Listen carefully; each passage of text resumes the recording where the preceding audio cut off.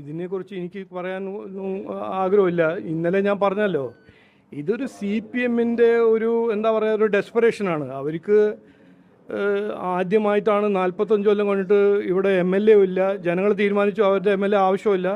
കോർപ്പറേഷനിൽ അവർക്ക് ഭരിക്കാൻ അവസരം ജനങ്ങൾ കൊടുക്കുന്നില്ല. അപ്പോൾ അവരുടെ ഒരു ഫ്രസ്ട്രേഷൻ, എങ്ങനെയെങ്കിലും ശ്രദ്ധ തിരിക്കാൻ അവരൊരു ഒരു എന്താ ഒരു പരിശ്രമം നടത്തുന്നു.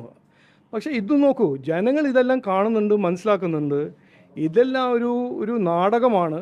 എങ്ങനെയെങ്കിലും 10 കൊല്ലം ഭരിച്ച സി പി എമ്മിൻ്റെ വീഴ്ചയും അവരുടെ തെറ്റും അവരുടെ ഈ റെക്കോർഡെല്ലാം പുറത്തു വരുമ്പോൾ എങ്ങനെയെങ്കിലും ജനങ്ങളുടെ ശ്രദ്ധ തിരിക്കാൻ, ജനങ്ങളുടെ ശ്രദ്ധ അല്ല, അവരുടെ പ്രവർത്തകരുടെ ശ്രദ്ധ തിരിക്കാനാണ് അവർ ഈ ഒരു എഫേർട്ട്.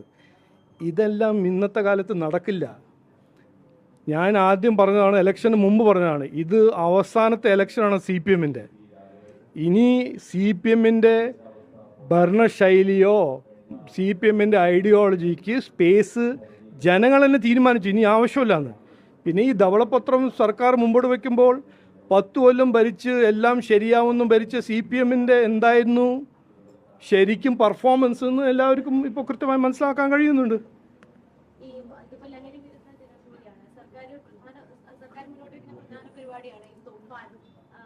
നോക്കൂ, ഇതിൽ എനിക്കൊരു അഭിപ്രായമുണ്ട്. അത് ഞാൻ ഇവിടെയും പറഞ്ഞു, ഇന്നും പറയുന്നു. ഒരു വശത്ത് തൂഫാൻ എന്നും പറഞ്ഞ് ലഹരിൻ്റെ എതിരെ സർക്കാർ ഒരു നാടകം നടത്തുന്നു. ഓക്കെ, അത് സിൻസിയർ ആണെങ്കിൽ സിൻസിയർ ആവട്ടെ.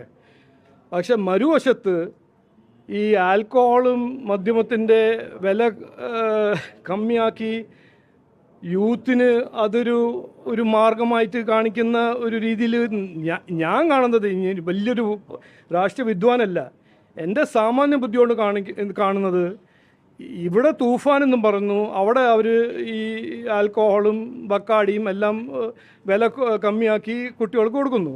അപ്പോൾ അവർക്ക് തീരുമാനിക്കണം എന്താണ് സർക്കാരിൻ്റെ ഏറ്റവും പ്രധാനപ്പെട്ട ലക്ഷ്യം. കുട്ടികൾക്ക് ഒരു നല്ല ഭാവി സൃഷ്ടിക്കാനാണോ, ലഹരിയിൽ നിന്ന് മാറ്റി മദ്യമം അങ്ങനെ കൊണ്ടുപോകാനാണോ? അവർ തീരുമാനിക്കട്ടെ, അത് കൃത്യമായി പറയട്ടെ.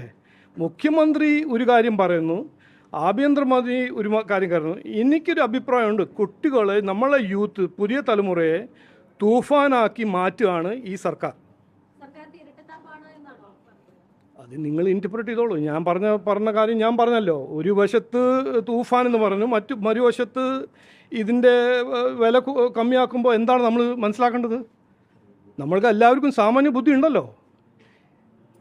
എല്ലാ വീട്ടിലും അമ്മമാരും ഉണ്ട്, കുട്ടികളും ഉണ്ട്, അച്ഛന്മാരും ഉണ്ട്. അവർ കാണുന്നുണ്ടല്ലോ, മനസ്സിലാക്കേണ്ടത് എന്താണ് ഈ മെസ്സേജ്. എല്ലാ കുട്ടികളും ഇന്ന് ബക്കാടി ബ്രീസർ കുടിക്കണമെന്നാണോ ഒരു മെസ്സേജ്? ലഹരി വിട്ടിട്ട് പറട്ടെ, അത് മുഖ്യമന്ത്രി ക്ലാരിഫൈ ചെയ്യട്ടെ. ഇത് നോക്കൂ, ഇതിനെക്കുറിച്ച് കോൺഗ്രസ് എവിടെ പോകുന്നു, ഇത് ഞാൻ കുറച്ച് രാഷ്ട്രീയം പഠിച്ചൊരു വ്യക്തിയാണ്. ഇത് കർണാടകയിൽ എത്ര കൊല്ലമായി കോൺഗ്രസ് നടത്തുന്ന കാര്യമാണ്. ഈ ആൽക്കഹോൾ ലോബി എന്ന് പറയുന്ന ഒരു സ്ഥാപനം അല്ലെങ്കിൽ ഒരു ഓർഗനൈസേഷൻ, കോൺഗ്രസും ആൽക്കഹോൾ ലോബി നിങ്ങൾ ചരിത്രം വായിച്ചോളൂ. ജാർഖണ്ഡിൻ്റെ പണ്ട് നരസിംഹറാവുവിൻ്റെ സമയത്ത് ഈ എം.പിസിനെ ഡിഫെക്റ്റ് ചെയ്യാൻ ഫണ്ട് ചെയ്ത് ആരായിരുന്നു? ആൽക്കഹോൾ ലോബി ആയിരുന്നു. കോൺഗ്രസ് രാഷ്ട്രീയ ചരിത്രത്തിൽ കോൺഗ്രസും ആൽക്കഹോൾ ലോബിയിൽ തമ്മിൽ ഒരു വലിയ നീണ്ട ഒരു റിലേഷൻഷിപ്പ് ഉണ്ട്. അത് ഇന്നും ഉണ്ട് എന്നാണ് തെളിവാക്കുന്നത്.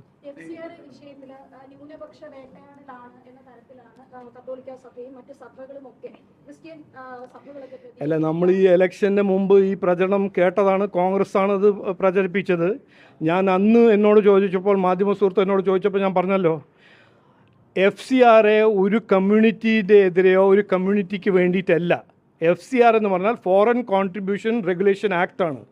മണി ലോണ്ടറിങ്ങിൻ്റെ എതിരെ അവർ അമെൻമെൻറ്റ് സർക്കാർ സെൻട്രൽ ഗവൺമെൻറ് കൊണ്ടുവരുന്നു. അതിനെക്കുറിച്ച് ചർച്ച ചെയ്യാൻ എല്ലാവർക്കും അവകാശമുണ്ട്. പക്ഷേ അതിനെക്കുറിച്ച് ഒരു നുണ പ്രചരണം ചെയ്യുന്നത് ആർക്കും അനുവാദമില്ല. അത് ചിലവർ ചെയ്യുന്നു. സംശയം ഉണ്ടെങ്കിൽ CBCI ആണോ ആരാണെങ്കിലും അവർ ഗവൺമെൻറ്റിൻ്റെ ഒപ്പം ചർച്ച ചെയ്യുക, അവരുടെ ക്ലാരിഫിക്കേഷൻ ചോദിക്കുക. ആ ക്ലാരിഫിക്കേഷൻ ആഭ്യന്തര മന്ത്രാലയം തരും എന്നാണ് എൻ്റെ ഒരു കോൺഫിഡൻസ്. ഞാനത് ഇലക്ഷൻ്റെ സമയത്ത് ചോദിച്ചതല്ലേ, ഞാൻ പറഞ്ഞതല്ലേ. എന്നോട് ചോദിച്ചാൽ, എൻ്റെ സഹായം ആരെങ്കിലും എന്നോട് ചോദിച്ചാൽ ഞാൻ അതിനു വേണ്ടി എന്ത് വേണമെങ്കിലും ചെയ്യാൻ തയ്യാറാണ്, അത് ആരാണെങ്കിലും. ക്രിസ്ത്യൻ കമ്മ്യൂണിറ്റിയാണോ ഹിന്ദു കമ്മ്യൂണിറ്റിയാണോ മുസ്ലിം കമ്മ്യൂണിറ്റിയാണോ അവർക്ക് FCRനെ കുറിച്ച് എന്തെങ്കിലും ആശങ്ക ഉണ്ടെങ്കിൽ ഞാൻ ക്ലാരിഫൈ ചെയ്യാൻ തയ്യാറാണ്. അന്നും ചെയ്തു, ഇന്നും ചെയ്യാൻ തയ്യാറാണോ? ഓക്കെ, നമസ്കാരം.